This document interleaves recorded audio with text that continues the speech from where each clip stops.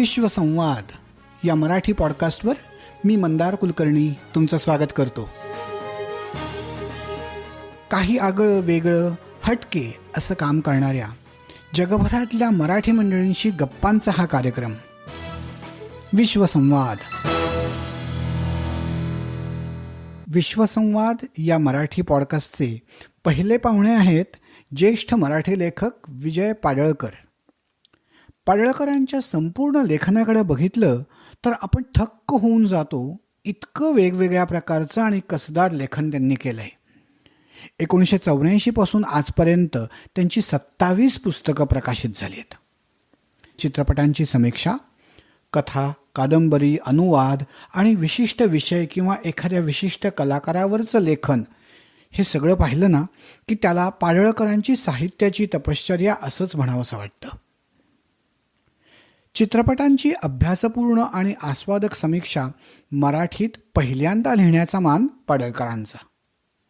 पाडळकरांनी मराठी साहित्याला दिलेलं हे अतिशय महत्त्वाचं योगदानच आहे.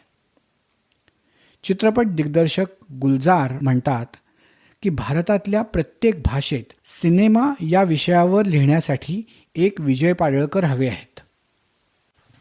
नुकतेच पाडळकर अमेरिकेत येऊन गेले तेव्हा त्यांना भेटण्याचा योग आला. गेली कितीतरी वर्ष फक्त पुस्तकांमधून भेटणारा हा लेखक प्रत्यक्ष भेटणं, त्यांच्याबरोबर मनमोकळ्या भरपूर गप्पा मारण्याची संधी मिळणं, हा एक सदैव जपून ठेवण्याजोगा प्रसन्न अनुभव होता. विश्वसंवादच्या या पहिल्या एपिसोडमध्ये विजय पाडळकरांच्या मुलाखतीचा पहिला भाग सादर करतोय. दुसरा भाग पुढच्या एपिसोडमध्ये ऐकायला मिळेल.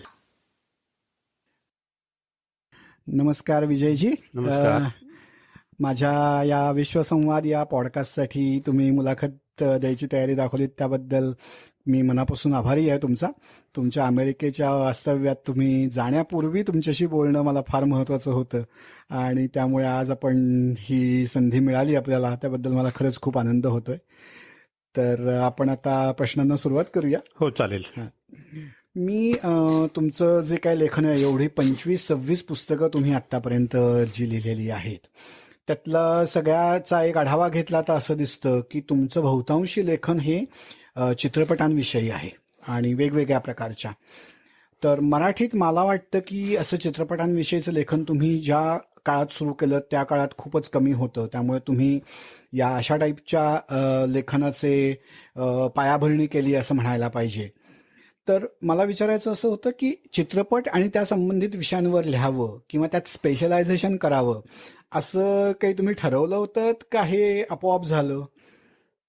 आणि तसं जर नसलं ठरवलं तर ते कशामुळे तसं झालं, ते थॉट प्रोसेस काय होती असं विचारायचं होतं मला. अच्छा, असं काही ठरवलेलं नव्हतं. हां. गंमत अशी आहे की लहानपणापासून एक चित्रपटाची गाणी ऐकण्याचा फार छंद होता. बरं. आणि त्याबरोबरच दुसरा छंद होता वाचनाचा. हे दोन्ही छंद सायमल्टेनियसली असे चालत होते. आणि नंतर ज्यावेळेस सिनेमा पाहता येण्याचे दिवस आले त्यावेळेस प्रचंड सिनेमा पाहिले, त्यामुळे सिनेमाची एक आवड निर्माण झाली. हो, ह्या तिन्ही गोष्टी होत्या.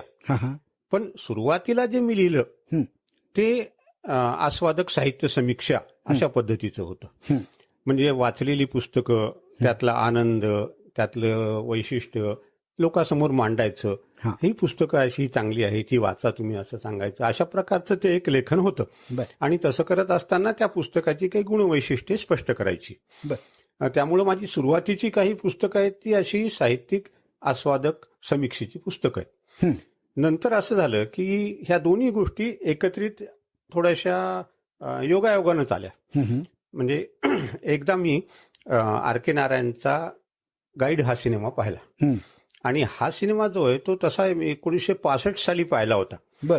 आणि त्यानंतर तो 1987, 88 साली दूरदर्शनवर दाखवला गेला. त्यावेळेस पाहिला. गंमत आई झाली होती की 65 साली ज्यावेळेस तो सिनेमा पाहिला त्यावेळेस प्रचंड आवडला होता आणि तो असा खूप लक्षात राहिला होता. नंतर 67 साली ज्यावेळेस मी कॉलेजला गेलो त्यावेळेस गाईड ही कादंबरी आम्हाला नॉन डिटेल म्हणून आली. ओके. आणि त्यावेळी सुरुवातीला सर याच्यात आले, वर्गात आले आणि त्यांनी सांगितले की जर तुम्ही आधी हा सिनेमा पाहिला असेल तर तो सिनेमा विसरून जा. हा. आणि त्याच वेळेस माझ्या डोक्यात असं आलं की का असं म्हणाले असतील, परंतु ते राहून गेलं. आता ज्यावेळेस 1987-88 साली मी गाडी पाहिला त्यावेळेस माझ्या मनामध्ये दोन्ही गोष्टी पक्क्या होत्या. एक तर कादंबरीचा अभ्यास केलेला होता परीक्षेसाठी आणि सिनेमा 10 वेळेस पाहिलेला होता. आणि त्यामुळं असं झालं की मनातल्या मनामध्ये मी अशी एक कंपॅरिझन करू लागलो की आर के नारायणनं असं केलं, मग विजय आनंदनं असं का केलं, मग त्याच्यामध्ये आपल्याला काय प्रभावी वाटलं, मग गाईड सिनेमामध्ये काय प्रभावी वाटलं. आणि असं करत असताना एक मोठा दीर्घ लेख माझा तयार झाला. आज फिर जीने की तमन्ना है, हा माझा चित्रपट आणि साहित्य या विषयावरचा पहिला लेख. त्यामध्ये मी सुरुवातीला असं मांडलं की बाबा एखाद्या साहित्यकृतीचं चित्रपटात रूपांतर होत असताना काय बदल घडतात, मग ते बदल का घडतात, कसे घडतात, ते बदल योग्य असतात का, ते बदल एकदमच अयोग्यच असतात का, किंवा असे ज्या वेगवेगळ्या प्रकारच्या त्याला पुढे ह्या अभ्यासाला दिशा मिळत गेल्या. परंतु हा माझा पहिला लेख. तर हा आला हंसच्या दिवाळी अंकामध्ये छापून आला. आणि आंतरकर त्याचे संपादक आहेत, आनंद आंतरकर, आणि त्यांना तो अतिशय आवडला. ते माझ्या मागे लागले की तुम्ही असं लिहा मराठीमध्ये, असं नाही कधीच मी वाचलं तर नाही ते, आणि तुम्ही हे का लिहित नाही. आणि असेच माझे 2-3 एक मौजच्या दिवाळी अंकामध्ये आला तिसरी कसमवरचा लेख. आणि तो लेख खूप गाजला. मौजच्या दिवाळी अंकात आल्यामुळे काय झालं की जवळजवळ महाराष्ट्रभर चांगल्या जाणकार लोकांच्या पर्यंत तो गेला. आणि मग अनेकांनी मला सांगितले की तुम्ही याच्यावर लिहा. असे करता करता मी एक 9 लेख लिहिले. चित्रपट, एखाद्या विशिष्ट साहित्य कृतीवर आधारित चित्रपट. आता त्यामध्ये आंधी होता, त्यामध्ये काबुलीवाला होता, त्यामध्ये मग आता एक पाश्चात्य घ्यावा म्हणून डॉक्टर झिवागो घेतलेला होता त्यामध्ये. तर असे जे आहेत, तिसरी कसम होता, हे असे 9 लेख लिहिले आणि त्याचं पुस्तक प्रकाशित केलं मॅजेस्टिकनं, चंद्रा वेगळं चांदणं. आणि त्या पुस्तकाला महाराष्ट्र सरकारचं पहिलं बक्षीस मिळालं. क्या बात आहे. आणि मग तिथून एक पुढे असा माझा सिनेमाचा असा एक ट्रॅक सुरू झाला सिनेमावर लिहायचा. आणि थोडंसं मग केवळ पुस्तकांच्यावर लिहिणं हे थोडंसं मागं पडलं. तर पुढं कशी गंमत झाली की हे पुढं कंटिन्यू कदाचित झालंही नसतं, परंतु मी हे पुस्तक मी श्रीपू भागवतांना दाखवलं, त्यांना भेट दिलं मौजेच्या. तर ते म्हणाले की हे पुस्तक अतिशय चांगलं आहे, मराठीत अशा प्रकारे कोणीही लिहिलेलं नाही, तर तुम्ही हे लिहा, फार चांगलं केलंय, परंतु याच्यामध्ये एक महत्वाची त्रुटी आहे. तर मला पहिल्यांदाच त्यांनी मला एक असा माणूस भेटला होता की ज्यानं सांगितलं, नाही तर आतापर्यंत सगळ्यांनी वा वा छान छान छान छान असंच होतं. तर मी म्हणालो की बाबा काय आहे. ते म्हणाले की सिनेमाचा ऍज ए आर्ट म्हणून, कला म्हणून आणि त्याच्या विविध अंगांचा यामध्ये तुमचा अभ्यास कमी दिसतो. तुम्ही सिनेमाकडे साहित्याच्या चष्म्यातून पाहत आहात. तर ह्या बाबतीमध्ये तुम्ही थोडासा त्या सिनेमाच्या लँग्वेजचा अभ्यास केला पाहिजे, मग तुमचं लेखन परिपूर्ण होईल. खऱ्या अर्थाने ते संपादक म्हणून का मोठे होते त्याचं हे अति उत्कृष्ट उदाहरण आहे. अत्यंत उत्कृष्ट उदाहरण आहे. कारण बाकीच्या अनेक संपादकांनी फक्त माझी स्तुती केली होती. त्यांनी ते सांगितलं आणि मग मी थोडा चमकलो. आणि मग ठीक आहे मग, परंतु त्या दृष्टीने अभ्यास करण्याची मला संधी येत नव्हती. आणि मग ती संधी मिळाली. मी ज्यावेळेस स्वेच्छानिवृत्ती घेतली त्यावेळेस आपण त्याच्याकडे जाऊ पुढे त्या संदर्भामध्ये. तर स्वेच्छानिवृत्ती घेतल्यानंतर एक महिना झाला असेल, तर 1 महिन्यानंतर म्हणजे मी 1 फेब्रुवारी 2001 स्वेच्छानिवृत्ती घेतली. नंतर मार्चमध्ये एक जाहिरात आली आणि फिल्म इन्स्टिट्यूट ऑफ इंडियाचा एक कोर्स आहे, फिल्म अप्रिसिएशन कोर्स आहे. तर तो फिल्म अप्रिसिएशन कोर्सची एक जाहिरात आली की 1 महिनाभर पुण्यामध्ये फिल्म इन्स्टिट्यूटमध्ये राहून तो कोर्स करायचा. तर मी अप्लाय केला. म्हणजे चला आता आपल्याला वेळ आहेच आहे, आपण निवृत्त झालेलो आहोत. आणि योगायोगानं त्या कोर्ससाठी माझी निवड झाली. म्हणजे असं होतं की ते जवळ तिथं फक्त 64 जागा होत्या आणि त्यासाठी 1000च्या वर जास्त ऍप्लिकेशन दरवर्षी येतात. तर मी थोडीशी हे म्हणून थोडासा विचार केला की म्हणलं बाबा 64 मध्ये यांनी आपल्याला का घ्यावं. तर त्या सगळ्या माहितीमध्ये मी हे लिहून टाकलं होतं की मी एक सिनेमा आणि साहित्य याच्यावर एक पुस्तक लिहिलं, त्याला बक्षीस मिळालं. कदाचित त्याचा परिणाम झाला असेल, कारण मी आधी तिथे गेलो होतो त्यावेळेस ते लोक म्हणाले की इथं ओळखी पाळखी असल्या तरच मिळतं वगैरे वगैरे असं. पण ते काही मला काही त्याचा तसा अनुभव आला नाही, पण माझी अच्छा. हे निवड झाली. आणि झाल्यानंतर त्या 1 महिन्यामध्ये हा. आम्हाला जवळजवळ त्यांनी 70 जगातले अभिजात चित्रपट दाखवले, अरे वा. 10-15 शॉर्ट फिल्म दाखवल्या, काही डॉक्युमेंटरीज दाखवल्या, मोठे मोठे भारतातले त्या विषयातले तज्ज्ञ बोलावले, त्यांच्याशी चर्चा झाली, त्यांची भाषणं झाली. म्हणजे 1 महिन्याच्या काळामध्ये माझ्या लक्षात आलं की आपण फक्त मराठी आणि हिंदी सिनेमापुरतंच आपण मर्यादित होतं आपलं विश्व, पण याच्या बाहेर जगामध्ये कितीतरी मोठं विश्व आहे. हा, आणि हे विश्व किती अफाट आहे. म्हणजे फार तर आम्हाला हॉलिवूड मधले काही सिनेमा माहित होते, बॉन्डपट माहित होते, किंवा गॉन विथ द विंड, किंवा हे अशा प्रकारचे जे काही लोकप्रिय आहेत नावाजलेले हे माहित होते. पण याच्या पलीकडे जपानीज सिनेमा आहे, जर्मन सिनेमा आहे, फ्रेंच सिनेमा आहे, स्वीडिश सिनेमा आहे, ह्याची काहीच माहिती नव्हती. आणि ही सगळी माहिती मला तिथं झाली. आणि शिवाय मग जे भागवतांनी जे सांगितलं होतं की मग सिनेमा कसा पाहावा, त्याचं व्याकरण तिथे आम्हाला थोडक्यात शिकवलं गेलं. नंतर अर्थात आम्ही ते पुढे वाचलं आणि त्याचा अभ्यास चालू ठेवला. परंतु थोडक्यामध्ये ह्या सगळ्या गोष्टी एखाद्या सिनेमाच्या आत कसं शिरायचं आणि त्याचं विश्लेषण कसं करायचं याचं अतिशय चांगलं अशा प्रकारचं ज्ञान, ट्रेनिंग त्या ठिकाणी आम्हाला मिळालं. आणि मग तिथं एका माणसाचा एक असा मी विचार केला की आता आपण सत्यजित रेंचे एवढे सिनेमा पाहिलेले आहेत, आपल्याला हा फार महान दिग्दर्शक वाटतो, मग आपण त्यांचा अभ्यास करूया.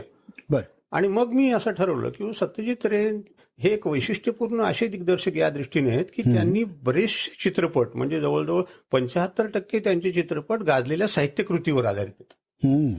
त्यामुळे मग त्यांच्या मी पहिले 3 चित्रपट घेतले. अपूर ट्रायोलॉजी जी आहे ती, म्हणजे पथेर पांचाली, अपराजितो आणि अपूर संसार. आणि हे ज्या 2 कादंबऱ्यावर आधारित आहेत विभूतीभूषण बंदोपाध्याय यांच्या, पथेर पांचाली आणि अपराजितो, ह्या 2 कादंबऱ्या मिळवल्या, हे चित्रपट मिळवले. आणि मग त्यांचा तुलनात्मक असा अभ्यास करून एक पुस्तकच लिहिलं पूर्णपणे. ते त्याचं नाव आहे चाललेली, आणि ते राजहंसनं प्रकाशित केलं. अच्छा. तिथून मग पुढं हा सगळा प्रवास सुरू झाला.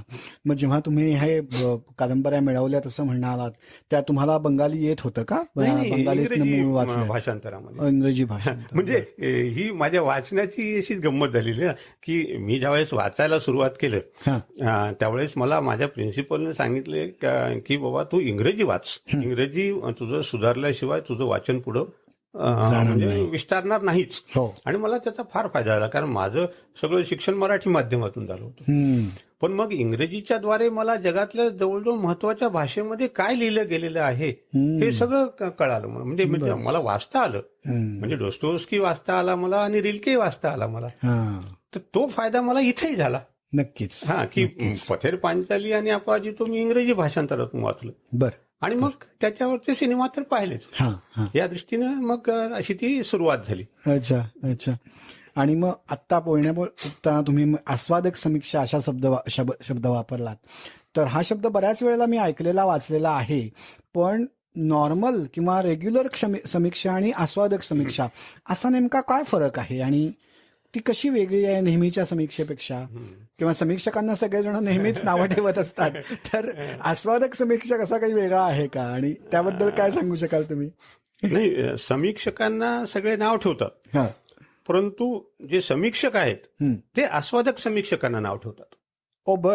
आणखी त्यांच्यातही गटबाजी आहे का? ही थोडीशी गटबाजी आहे. अच्छा. थोडा विनोदाचा भाग, म्हणजे सत्यता आहे याच्यामध्ये, पण ते जरी सोडलं तरी एक मागच्या प्रश्नाचा आपला थोडा रेफरन्स या ठिकाणी राहिलेला आहे, तोही या ह्याच्यातच आपल्याला आणता येऊ शकेल. तो असा की मराठीमध्ये अशा प्रकारचं लेखन यापूर्वी नव्हतं. म्हणजे चित्रपटावर गंभीरपणे आणि सातत्याने लिहिणारा मीच एकमेव लेखक जवळजवळ 10 वर्ष होतो. कारण मी नंतर काय केलं की मला एक ललितसाठी एक प्रोजेक्ट करायचं होतं. त्यामध्ये मग मी की मराठीतील चित्रपट समीक्षा 100 वर्षातली असा याचा एक लेख त्यांना मी दिला होता करून. आणि त्यामध्ये मी 1937 साली पहिलं पुस्तक चित्रपट विषयक तयार झालं मराठीत. त्यापासून ते 2000 पर्यंतचा मी तो आढावा घेतला होता. आणि त्यामध्ये जवळजवळ 250 पुस्तकं होती. 250 पुस्तकापैकी फक्त 5 पुस्तकं गंभीरपणे लिहिलेली होती. बाकी पुस्तकं एक तर गॉसिप होतं. एक तर नटनट्यांची चरित्र होती, एक तर सिनेमाच्या कहाण्या होत्या, एक तर संगीतकाराविषयी किंवा गायकाविषयी माहिती होती. हो. सिनेमा म्हणजे हे सगळं अशा प्रकारचं तिथं होतं. आणि एकच पुस्तक माझ्या ह्याच्या आधीचं महत्वाचं म्हणजे गुरुदत्त 3 अंकी शोकांतिका, हे खोपकरांचं पुस्तक. त्यानंतर दुसरं पुस्तक नव्हतं. बर. तर मग मी लिहायला सुरू केल्यानंतर मी त्यावेळेस एक थोडासा एक नाही म्हटलं तरी कोणीतरी एक नवा माणूस एक वेगळं लिहितो आहे एवढी एक निश्चितच हे झाली. आणि गंमत आई झाली की पुढं मी सातत्यानं लिहिलं. आणि दुसरी आणखी एक गोष्ट की त्यावेळी सातत्यानं लिहिणारी 2 माणसं मराठीत होती. बरं. एक होते इसाक मुजावर, हो, आणि दुसरे शिरीष कणेकर. या दोघांचे 2 स्कूल होते. बरोबर. इसाक मुजावर असं करायचे, ते अतिशय माहितीपूर्ण लिहायचे, हो, पण तिथे बरंचसं वृक्ष वाटायचं. म्हणजे अशा माहितीचा ते एकदम असा मारा करायचे. आणि शिरीष कणेकर जसे तर माहितीचा असा फुलोरा करायचे. म्हणजे त्यांना जितक्या फुलवून सांगता येईल, खुलवून सांगता येईल, लोकांना हसवता येईल किंवा लोकांना रंजन करता येईल या पद्धतीने ते लिहायचे. दोघांच्या 2 वेगळ्या स्कूल होत्या. परंतु असा तुलनात्मक अभ्यास करणारा जो काही करायचा जो प्रयत्न आहे तो मी केला प्रथम. अच्छा अच्छा. आणि मग त्याच्यामुळं असं झालं की एक मला सिनेमाचा एक अभ्यासक म्हणा किंवा सिनेमाचा एक समीक्षक म्हणा म्हणून मानलं जाऊ लागलं. ओके. हा. तर अशी गंमत आहे. आता बेसिकली आपण तुमच्या त्या प्रश्नाकडे वळू की आस्वादक समीक्षक आणि ज्याला आपण ग्रांथिक समीक्षक असं म्हणू समजा, किंवा गंभीर समीक्षा करणारा माणूस असा म्हणू त्याला, की अभ्यासू समीक्षक बरं असंही म्हणू समजा. ह्या दोन्हीमध्ये असा बेसिकली फारसा फरक नाहीये. ओके. कारण काय म्हणते काय की कुठल्याही आस्वादाचे 4 महत्वाचे त्याचे गुण असायला हवे. म्हणजे एक तर पहिला आस्वाद पाहिजे, आस्वाद. तर त्यानंतर दुसरा अभ्यास पाहिजे, बरं. तिसरी चिकित्सा पाहिजे, आणि चौथं विश्लेषण पाहिजे. ह्या 4 गोष्टी कुठल्याही समीक्षेमध्ये अत्यंत महत्वाच्या असतात. ओके. आता आस्वादक समीक्षा आणि इतर ग्रांथिक समीक्षा याच्यामधला फरक असा की आस्वादक समीक्षक हा आस्वादालाच 75 ते 80% तो महत्व देतो. बर. हा. आणि आपल्याकडे बऱ्याच वेळा आस्वादक समीक्षा ही अशी का बदनाम झालेली, किंवा ग्रांथिक समीक्षावाले आस्वादक समीक्षेकडे का थोडंसं याच्यानं पाहतात की केवळ मला आवडतं म्हणून हे चांगलंय, किंवा माझी असं म्हणणं आहे म्हणून चांगले, स्वतःच्या भावभावनांचा तिथं आरोप करणे त्या कलाकृतीवर, किंवा अशा प्रकारे एक आस्वाद घेताना अभ्यासाला थोडंसं डावलणे, चिकित्सेला डावलणे, विश्लेषण जवळजवळ न करणे, ही आस्वादक समीक्षेची एक रूढ आपल्या मराठीमध्ये पद्धत झालेली आहे. बरं. म्हणजे स्तुतीपर लिहिलं जातं, जास्त स्तुतीपर लिहिलं जातं, किंवा मग आपल्याच मनातल्या भावना तिथे आरोपित केल्या जातात, किंवा मग एक लोकांना काहीतरी आपण वेगळं दाखवतो आहोत अशा प्रकारे लिहिलं जातं. हो. असं करत असताना एक तर अभ्यास केला जात नाही आणि बारकाईनं विश्लेषण केलं जात नाही. पण दुसऱ्या बाजूला जर आपण पाहिलं, जी ग्रांथिक समीक्षा आहे ती अनेक वेळा अभ्यास आणि विश्लेषणामुळे किचकट होते आणि बोजड होते आणि ती लोकांपर्यंत पोहोचतच नाही. हा. म्हणजे गंमत अशी आहे की मग दोन्हीतलं काय हे करायचंय की बाबा जर तुम्हाला काही सांगायचं असेल लोकांना तर ते लोकांपर्यंत पोहोचलं तरी पाहिजे. नक्कीच. हा. तर ते म्हणजे एक उर्दू शेर है कि अगर अपना कहा खुद आप समझे भी तो क्या समझे. अच्छा. मजा तब है जब एक कहे और दूसरा समजे.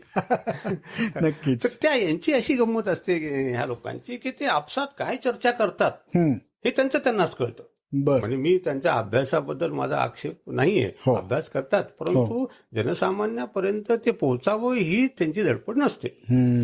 माझ्या याच्यामध्ये सुदैवानं म्हणा किंवा माझं एक वैशिष्ट्य असं म्हणा की बाबा माझ्यामध्ये ह्या दोन्हीचा मी 50% अशा प्रकारचं मिश्रण करण्यामध्ये यशस्वी झालेलो आहे.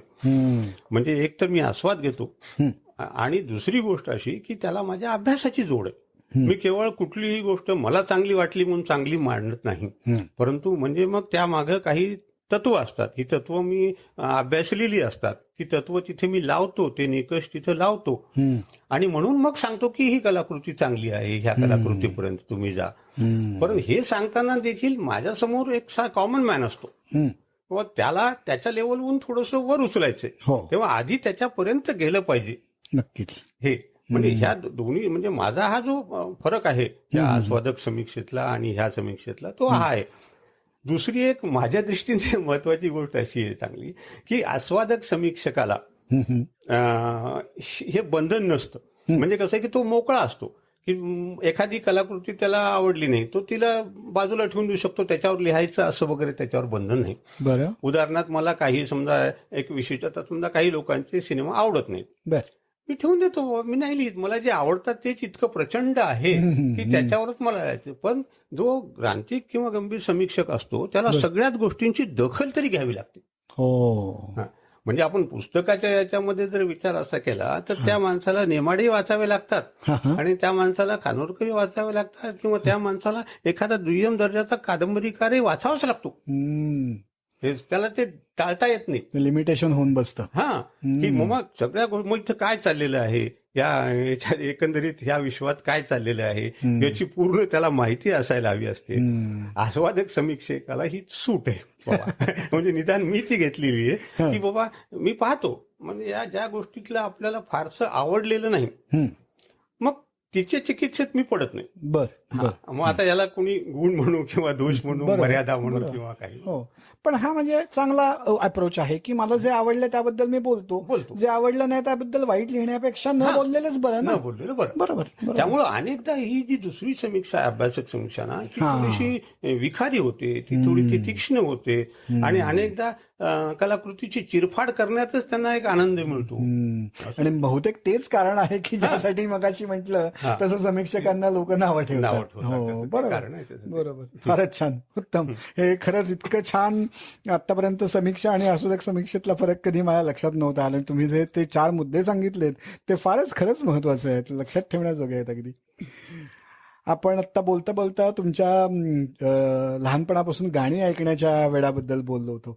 त्या काळातली, आता मी स्वतः विविध भारती ऐकत मोठा झालोय, पण त्या काळात तुम्ही जेव्हा गाणी ऐकत होतात ते कशी ऐकायचं गाणी, काय तुमचा सोर्स होता, कुठून तुम्हाला गाणी ऐकायला मिळायची आणि त्या काळाबद्दल जरा सांगा. हो, तो काळ म्हणजे पहा फारच जुना काळ आहे. म्हणजे मी गाणी ऐकायला सुरुवात केली ती 1957-58 साली. म्हणजे पहा आता त्याला आता 60 वर्ष जवळजवळ होत आली. आणि त्या काळामध्ये मी एका कंधार नावाच्या तालुक्याच्या गावी होतो. लहानसं गाव होतं, तालुक्याचं गाव. घरामध्ये रेडिओ सुद्धा नव्हता. वडिलांना फारशी गाण्याची वगैरे आवड नव्हती. त्यामुळं गाणी जी ऐकायची मग ती बाहेर जाऊन कोण ज्याच्या एखाद्या मित्राच्याकडे रेडिओ असेल तर तिथं जाऊन ऐकायची. बरं त्या काळी कसं होतं की बिना का गीतमाला हा अत्यंत लोकप्रिय. अगदी अनेक लोक हॉटेलमध्ये जाऊन 8 ते 9 या काळामध्ये हॉटेलमध्ये जाऊन बसायचे. हॉटेलच्या समोर रांगा असायच्या, जर तुम्हाला माहिती आमच्याकडे असायचं. अरे वा. हॉटेलच्या समोर रांगा अशा उभं राहायचे, लोक ऐकत बसायचे. पण आम्हाला हॉटेलमध्ये जाण्याची परवानगी नव्हती, ती नव्हती. त्यामुळं आमची ती एक फार मजेदार तिथली माझी कंधारची आठवण आहे की संध्याकाळच्या वेळी आम्ही ग्राउंडहून खेळून परत आलो की येताना तिथं एक नगरेश्वर टॉकीज नावाची टॉकीज होती. आमची एकमेव टॉकीज होती. त्या टॉकीजमध्ये असं असायचं की सिनेमा लागायच्या आधी जवळजवळ 30-40 मिनिटे त्या सिनेमाची किंवा येणाऱ्या सिनेमाची किंवा आधीच्या सिनेमातले काही उत्तम गाणी अशी गाणी लागायची. त्याला रेकॉर्डिंग चल रही है असं म्हणायचो आम्ही. रेकॉर्डिंग सुरू हो गई है. ती सुरू झाली रेकॉर्डिंग की आम्ही तिथे जाऊन बसायचो. कमीत कमी 10-12 गाणी ऐकायचो छानपैकी. मग त्या काळातली ती सगळी गाणी ती अशी अगदी मधुमतीची गाणी, त्यानंतर तुमच्या याच्यातली आवारात त्यावेळेस नव्हता समजा, पण त्या काळात अगदी जिद्देश में गंगा बहतीये किंवा छलिया, हे सगळे आता ती आम्हाला आठवतात ही गाणी सगळी. तर ती गाणी तिथं लागायची आणि मग आम्ही आधी कानात प्राणी आणून ती ऐकायची. तिथून ती आवड तयार झाली. आणि खरं तिला खतपाणी मिळालं ते कॉलेजमध्ये आल्यावर. कॉलेजमध्ये आल्यावर माझा एक भारत जोशी नावाचा मित्र होता. त्याच्याकडे प्रचंड रेकॉर्डचा संग्रह होता. आणि मग त्याच्याकडे जाऊन बसून तासन तास आम्ही गाणी ऐकायचो. तिथून मग गाण्यांची खरी आवड निर्माण झाली. त्या काळात सगळं ते रेकॉर्ड म्हणजे लॉंग प्ले रेकॉर्ड, कॅसेट्स बिसेट्स कॅसेट तर नव्हत्याच.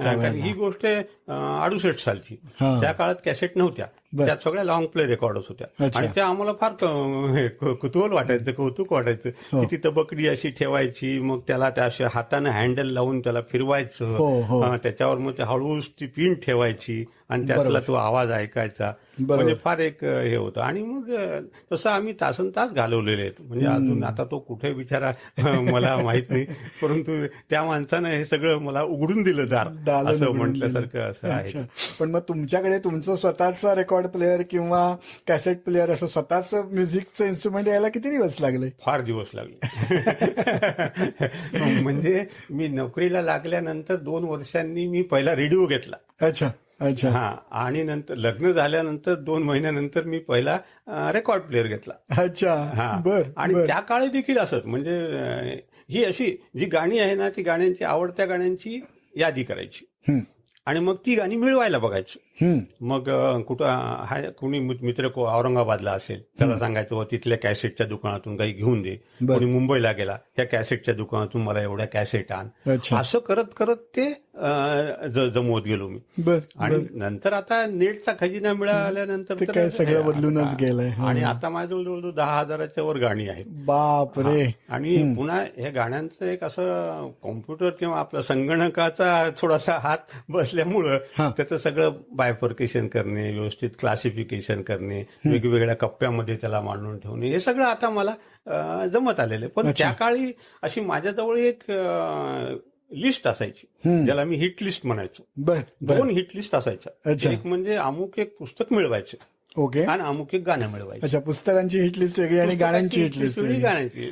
बर. पुण्याला आलो, मुंबईला आलो की माझे म्हणजे एक बॅगेमध्ये पुस्तकं आणि कॅसेट येणारच हे आमच्या घरच्या लोकांनी अगदी गृहीत धरलेलं गृहीत असायचं. धरलेलं होतं. म्हणजे हा. मग पुस्तक आलं की ती हिट लिस्ट मधलं ते मोडायचं, तोपर्यंत 2-4 ऍड झालेले असायचे. नक्कीच नक्कीच. अरे वा. असं करता करता त्या गाण्यांची आवड झाली. आणि ही गाण्यांच्या आवडीमुळेच मला वाटतं सिनेमा अधिक पाहू लागलो मी. हो कारण हो. तो जो पिरियड होता 1960, 70, 80 ह्या काळातला, हा. ह्या काळामध्ये प्रचंड लोकप्रिय गाणी होती. म्हणजे हो. सिनेसंगीताचा तो एक सुवर्ण सुवर्ण काळच काळ. असा होता.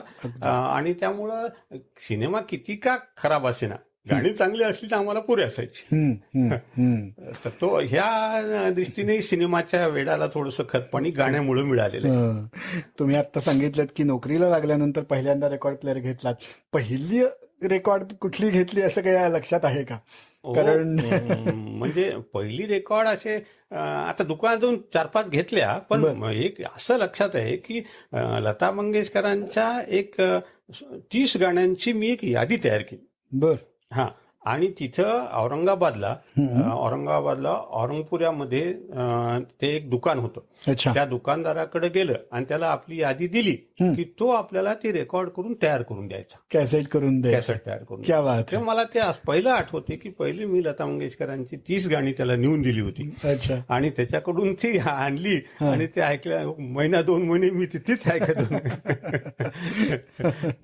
तर ज्या काळात सगळं ते गाणं इझिली ऐकणं अवघड होतं, त्या काळातल्या सगळ्या आठवणी फारच वेगळ्या आणि अतिशयच मनोरंजक असतात. म्हणजे इतकं गाणं, म्हणजे एखादं दुर्मिळ गाणं मिळवणं म्हणजे अक्षरशः आपल्याला एक अकल्पित धनलाभ झाला आहे असं असायचं. हो हो नक्की. आणि नंतर असं झालं की या क्षेत्रातली जवळजवळ आता मी लिहू लागलो, त्यामुळं आणखी एक असा फायदा झाला की या क्षेत्रातली अनेक दादा मंडळी माझी मित्र झाली. बर. म्हणजे ते माझ्या याचे लेखनाचे फॅन झाले आणि त्यांनी आपणहून आपल्या जवळचा सगळा खजिना माझ्याकडे रिकामा केला. अरे वा, फारच छान. हा, आणि त्यामुळं आज माझ्याकडे अत्यंत दुर्मिळ अशी गाणी आहेत. अच्छा. चित्रगुप्त हा माझा अतिशय आवडता संगीतकार आहे. हो. चित्रगुप्तची 600च्या वर गाणी माझ्याजवळ आहेत. क्या बात आणि आहे. मला अजून कोणी माणूस भेटला नाही की ज्याच्याजवळ 600 गाणी आहेत. चित्रगुप्तचे. अच्छा. असं ते होत गेलं, एकातून एक असं एकत नाही एक निघत गेलं. बरोबर.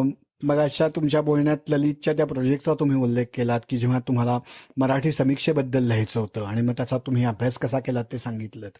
तर एकूणात तुमचं जेव्हा लेखन आहे त्यातलं ललितेतर जे लेखन आहे मोस्ट ऑफ द टाइम्स, त्याच्यासाठी हा असाच तुम्ही रिसर्च केलेला दिसतो. खूप सगळ्या पुस्तकांच्या लिहिण्याच्या मागे, आणि तुम्ही ते आत्ता सांगितलंच. पण राहायला मात्र तुम्ही नांदेड सारख्या थोड्याशा बाजूच्या गावात होतात. पुण्या मुंबई इतके रिसोर्सेस किंवा सुविधा तेव्हा उपलब्ध नसतील असं मी गृहीत धरतोय. तर इतक्या दूरच्या ठिकाणी राहूनही ह्या सगळ्या रिसर्चला लागणारं जे मटेरियल आहे, पुस्तकं आहेत, संदर्भ आहेत, ते तुम्ही मिळवलेत तरी कसे? आणि त्यात कितीतरी अडचणी आल्या असणार. हो, कशी काय त्याच्यावर मात केलीत? म्हणजे ते अगदी मला आश्चर्यचकित करून टाकणारी गोष्ट आहे ती. म्हणजे बरोबर आहे. पण कसं होतं की एखाद्या गोष्टीचं वेळ लागलं म्हणजे मग काहीतरी माणसाच्या हातून चांगलं होतं, निश्चितच होतं. म्हणजे ह्या गोष्टीचं मला थोडंसं असं एक वेळच लागल्यासारखं होतं की म्हणजे विशेषतः हा रिसर्च मी पुस्तकाच्या बाबतीत केला. कारण ज्यावेळेस मी सिनेमाच्या बाबतीत रिसर्च करायला लागलो त्यावेळेस माझ्याजवळ रिसोर्सेसही खूप होते, माझ्याजवळ आर्थिक शक्ती होती, मी पुण्या मुंबईला सतत चक्रा मारू शकत होतो, सगळं करू शकत होतो. परंतु 2000च्या आधी ज्यावेळेस मी सतत इकडे तिकडं म्हणजे फिरायचो नोकरीच्या निमित्तानं, आणि नोकरीच्या निमित्तानं मी छोट्या छोट्या गावी फिरलेलोय, म्हणजे तिथं तर आणखी काही हे नव्हतं. परंतु मग मी असं तुम्हाला म्हणजे असं म्हटलं की आपली जी एक यादी लिस्ट असायची माझी, तशीच माझी एक लिस्ट असायची की हा लेखक आहे, याच्याविषयी आपल्याला माहिती मिळवायची, त्याच्याविषयी काही पुस्तकं मिळवायची. मग ती पुण्याला किंवा मुंबईला चक्कर मारायची, तिथून आणायची, त्याच्यावर अभ्यास करायचा, लिहायचं, असं मी ते करत गेलो. पण त्यामुळं असं झालं की त्या काळातल्या म्हणजे मी जवळजवळ 88ला लिहायला सुरुवात केलं, आणि 88 ते 2000 पर्यंत ह्या म्हणजे या 12 वर्षामध्ये माझी फक्त 3 पुस्तकं साहित्य समीक्षेवरची आणि 1 सिनेमावरचं एवढंच प्रकाशित झालं होतं. आणि मग नंतर ज्यावेळेस मी पूर्णपणे स्वेच्छानिवृत्ती घेतल्यानंतर या लेखनाला वाहून घेतलं, त्यावेळी मात्र मग त्याला तो म्हणजे वेग आला, अधिक त्याच्यामध्ये खोल जाता आलं. त्या दृष्टीने मी सगळा तो प्रयत्न झाला माझा. मग जसं तुम्ही पुस्तकांची लिस्ट, हिट लिस्ट आहे आणि गाण्यांची हिट लिस्ट होती, तशी आता नंतर जेव्हा सगळ्या सुविधा उपलब्ध झाल्या तेव्हा सिनेमांची हिट लिस्ट असणारच. आपोआपच झाली ती, म्हणजे ही त्यावेळेसच झाली. चित्रपटाचा ज्यावेळेस मी फिल्म इन्स्टिट्यूटचा कोर्स केला त्याचवेळी जे सगळे ते सांगत होते, सांगता सांगता आम्ही एक जॉट डाऊन करायचं, आणि मग ती जवळ 200-300 चित्रपटाची लिस्ट तयारच झाली होती. बर. मी एकदा गोव्याला गेलो होतो. गोव्याला मला असाच एक माणूस भेटला, असा एक गप्पिष्ट माणूस होता. त्याच्याशी चर्चा करताना त्याला म्हटलं मी की असं माझा सिनेमाचा यश आहे. ते खूप चांगली वेवलेन जुळली, आणि मग तो म्हणाला की हे सिनेमा तुम्हाला कुठे मिळतात? म्हणलं मला जागतिक सिनेमा मिळत नाहीत हो म्हणलं. आणि त्या काळात तिथे देखील, पुण्याला देखील जगातले अशा ह्या वेगवेगळ्या भाषेतले चित्रपट मिळणं फार कठीण होतं. इंग्रजी मिळायचे, ठीक आहे, परंतु बाकीचे जपानी सिनेमा कशी, इटालियन सिनेमा कुठून मिळणार? तर त्याने मला सांगितलं की असं करा, मला एक यादी द्या आणि मला एक दर सिनेमाला ₹250 द्यायचे तुम्ही, मी तुम्हाला सिनेमा देतो. अरे वा. तर तुम्हाला आश्चर्य वाटेल, माझ्याजवळ ₹10,000 होते, तर त्या गोव्याच्या जाऊन खर्चातून माझं 6,000 उरले होते. मी 5,000 त्या दिवशी त्याला काढून दिले. क्या बात आहे. आणि मला 20 सिनेमा दे म्हणले हे. बापरे. बर. आणि त्याने मला दिली. अच्छा. 20 सिनेमा. म्हणजे त्याच्यामध्ये मला बर्गमन मिळाला, त्याच्यामध्ये मला कुरोसावा मिळाला, त्याच्यामध्ये ही सुरुवात झाली. आणि नंतर मग मी त्याला विचारलं की अरे बाबा, प्रत्येक वेळी तुझी माझी भेट तर शक्य नाही, मग मला अशी सांग कुठं ठिकाण आहे, त्यांनी कोण देतं. मग त्याने 4-5 लोकांची नावं सांगितली. म्हणाला की तुम्ही कुठं हे करू नका, कारण हे इलिगल आहे बाबा. पण त्यांना माझं नाव सांगितलं की ते तुम्हाला अगदी एंटरटेन करतील आणि तुमचं अगदी चांगल्या प्रकारे तुम्हाला काय पाहिजे ते. त्यामुळे मुंबईला 1-2 ठिकाणं मला माहित होती की तिथं जायचो, आणि मग तिथं अशा प्रकारचे त्यांना सांगून टाकायचं की मी आणखी 1-2 महिन्यांनी येईल, अमुक येईल, हे घ्या पैसे आणि हे करून ठेवा. ते करून ठेवायचे. वा, म्हणजे छंदासाठी आपण काय काय करायला लागतं आणि करतो आपण. फारच छान.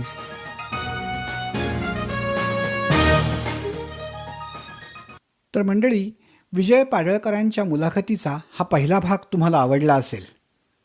मुलाखतीचा दुसरा भाग विश्वसंवादच्या दुसऱ्या एपिसोडमध्ये तुम्ही ऐकू शकाल. या मुलाखतीच्या रेकॉर्डिंगसाठी विजय पाडळकरांच्या सगळ्या कुटुंबियांनी अतिशय आपुलकीनं मदत केली. मला त्यांचे आभार मानायचेत. विश्वसंवाद या मराठी पॉडकास्टच्या निर्मितीसाठी ज्यांची मदत झाली ती टीम जगभरात पसरली आहे. ग्राफिक डिझाईनचं काम केलंय बांगलादेशातल्या महम्मद इफ्तेकार फिरदोस यांनी. ऑडिओ प्रोसेसिंग आणि साऊंड इंजिनिअरिंगसाठी माझे नाशिकला राहणारे मित्र अतुल वैद्य यांची बहुमोल मदत नेहमीच होते, तशी ती यावेळीही झाली आहे. आणि विश्वसंवाद या मराठी पॉडकास्टची निर्मिती केली आहे अमेरिकेतली कंपनी प्रेयस आर्ट्स यांनी. तुम्हाला सगळ्यांना हा पॉडकास्ट आवडला असेल आणि पुढचे एपिसोड्स ऐकायला तुम्ही उत्सुक असाल अशी मला आशा आहे. विश्वसंवादच्या फेसबुक पेजवर जाऊन लाईक करा आणि विश्वसंवादच्या वेबसाईटवर जाऊन आमच्या ईमेल लिस्टमध्ये सहभागी व्हा. आमच्या वेबसाईटचा ॲड्रेस आहे www.vishwasamwad.com vishwasamwad.com. तुमच्या मित्रमैत्रिणींनाही या पॉडकास्टबद्दल सांगायला विसरू नका. लवकरच पुन्हा भेटूयात विश्वसंवादच्या पुढच्या एपिसोडमध्ये. धन्यवाद.